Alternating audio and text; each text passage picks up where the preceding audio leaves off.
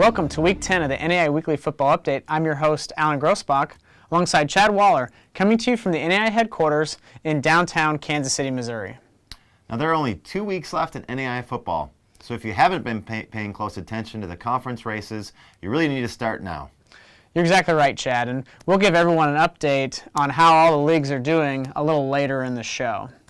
In last week's NAIA Football Game of the Week, number 20 Campbellsville overcame number 8 Lindsey Wilson 26-21 in a key Mid-South Conference West Division showdown and the Battle of Highway 55. Campbellsville scored all 26 points in the first quarter, including 19 in the second quarter alone. Much like he has all season, quarterback Jacob Russell led the way. The senior threw for more than 330 yards and 2 touchdowns, while also rushing for a team-high 73 yards. He completed 74% of his throws, and with the performance, he eclipses the 3,000-yard mark, or passing yard mark, for the second straight season. Russell was named National Offensive Player of the Week for his efforts. Wide receiver Gerard Harrington was Russell's top target in the game. He had a season-high 14 catches for 159 yards, and this is the 4th time this year that Harrington has gone for more than 100 yards receiving. Now, despite the loss, Lindsey Wilson quarterback Dylan Beasley, who we've talked a lot about on the show previously, really had a good game. He threw for more than 250 yards and 2 scores. However, he was intercepted twice and fumbled on the final play of the game to seal the win for the Tigers. The win puts Campbellsville in great position for a chance at the Mid-South Conference West Division title. However, they face a tough test on Saturday, but we'll talk about that a little bit later.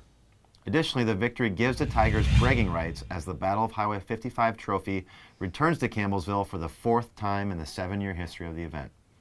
Southern Oregon locked down the number 1 ranking for the 2nd straight week after a dominant 56-10 win against Rocky Mountain last weekend. The Raiders, who keep in mind have won 7 straight, face a tough test on Saturday when they host number 9 Montana Tech. This should be a great game featuring 2 really good running attacks.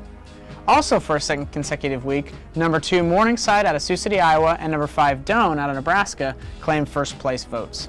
Number 12 Benedictine, number 13 Montana Western, and number 14 Kansas Wesleyan, they highlight the positive movement within the poll, each jumping 3 places. On the opposite side of the spectrum, we had 3 teams suffer significant drops. Number 15 Lindsey Wilson, number 19 William Penn, and number 23 Robert Morris all fell at least 6 spots. 2 newcomers joined the top 25, and number 24 Dickinson State and number 25 St. Ambrose. Both programs were ranked 2 weeks ago. And remember, fans, teams have to be ranked in the top 20 in the final coaches poll in order to be eligible for the football championship series. Chad, we're going to stray away from our normal routine, and instead of talking about key games from last week, we're going to give everyone an update on how the various conference races are going so far. So we'll start things off with the Central States Football League. In this conference, Arizona Christian is in the driver's seat with a 1.5-game lead over second place Langston. The Firestorm also own the tiebreaker between the 2 clubs, winning their season matchup earlier this year. In the Frontier Conference, first place will be decided on Saturday when Southern Oregon and Montana Tech play in Ashland, that game we mentioned earlier. Both clubs are 7-1 on the year, and that leaves Montana Western 1 game back at 6-2.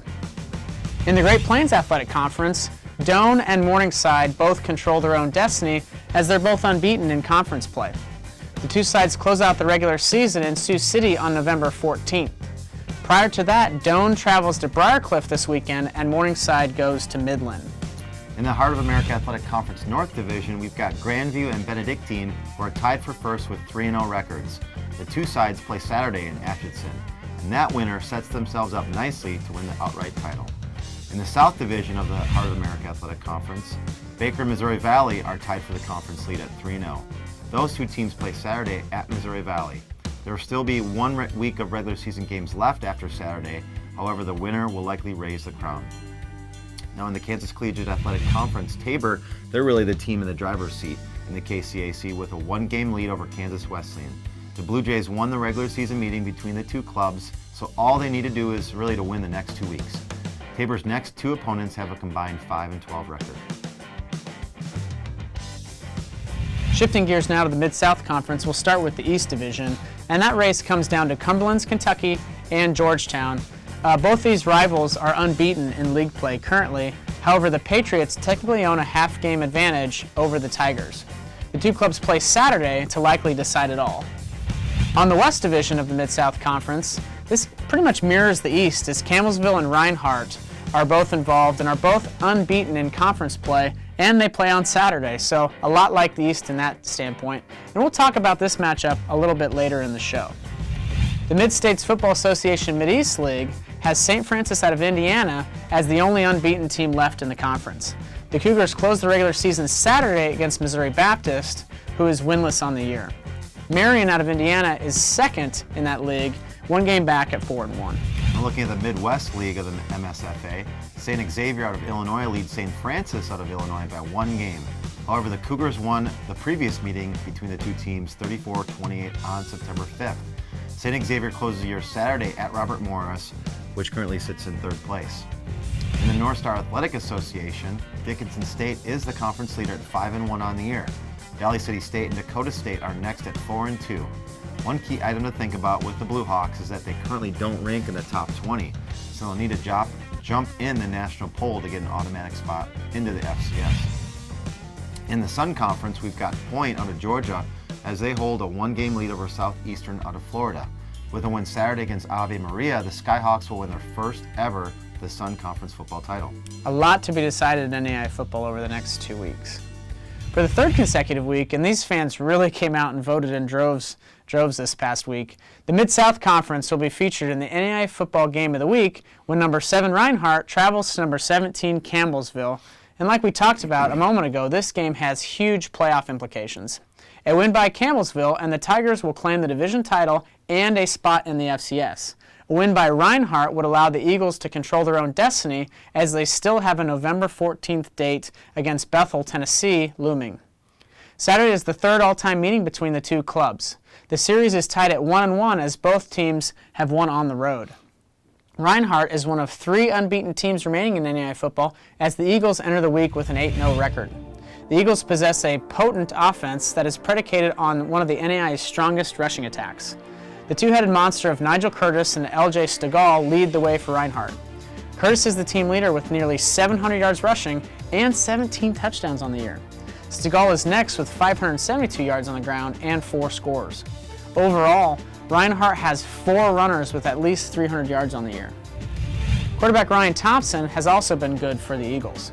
He's completed nearly 70% of his passes for more than 1,300 yards, and most importantly, he's only been intercepted twice in 129 attempts. For Campbellsville, which is now appearing in the NAIA Game of the Week for the second straight edition, they've won 7 straight since back-to-back losses to open the year. The Tigers are led by a high-powered passing attack that leads the NAIA in total pass offense and is second in passing offense per game. And that offense is led by quarterback Jacob Russell, as he's the key. He's the NAIA leader in passing and total yards this season with more than 3,000 yards in each category. In 2 years at Campbellsville, Russell has thrown for more than 6,000 yards and nearly 60 touchdowns. Like we mentioned last week, Jared Harrington is his primary target. The Parksville, Kentucky native is less than 100 yards away from reaching the 1,000-yard receiving mark this year. He owns 67 catches and averages 100 yards receiving per game. Tice Elkhorn is another key wide receiver for Campbellsville. He's second with 704 yards receiving and owns an impressive 17 touchdown catches this year.